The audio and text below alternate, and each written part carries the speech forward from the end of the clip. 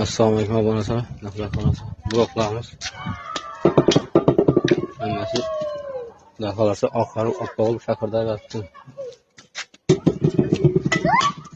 Namirding. Blok boshi iloji yo'q uni bloklari. Neksin tadara bitti. Anda Xudo xolasa bloklarimiz. Hamma shakarda yotdi.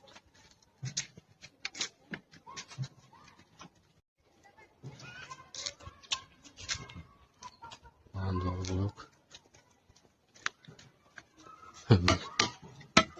Namirding. Bandaki izgar. Lekin izgar olsam bu blokdan ko'tarib beraman. Izgar bloklar 3 kun bo'lib chiqqan.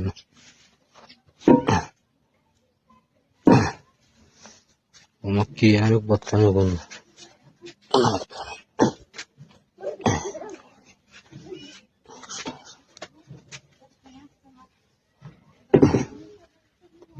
Ne diyeyim?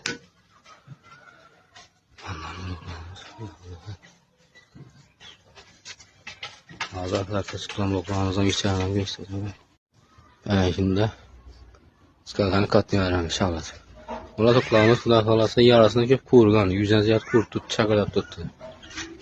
Yukarı baktı. Burada düşüp duran boy, izgar bandı arkasındaki emmez kurgan. Bandı yine. Boşan altalar batmış inşallah. Kablo tayarlık diyeceğim. Hadi basıp sağınız oldu. Nakası aldıramız yine. Bandaki emmez tağa çıkken. Yani 100 ay tuttu, sarayı baktı yine. Sapsarı altında tuttu yine. Sapsarı adam var.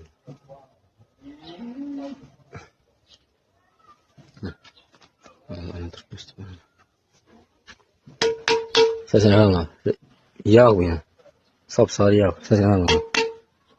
Demir değil. Demir değil. Demir değil. Bandaki bir gün burun çıkan.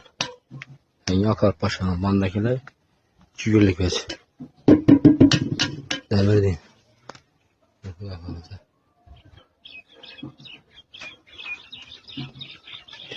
Ta çıkacağım gösterme. Ta çıktı işi boy.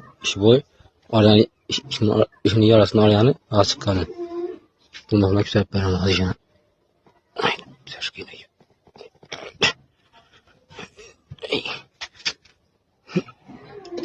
Güzel bana tek oynatıp oldu.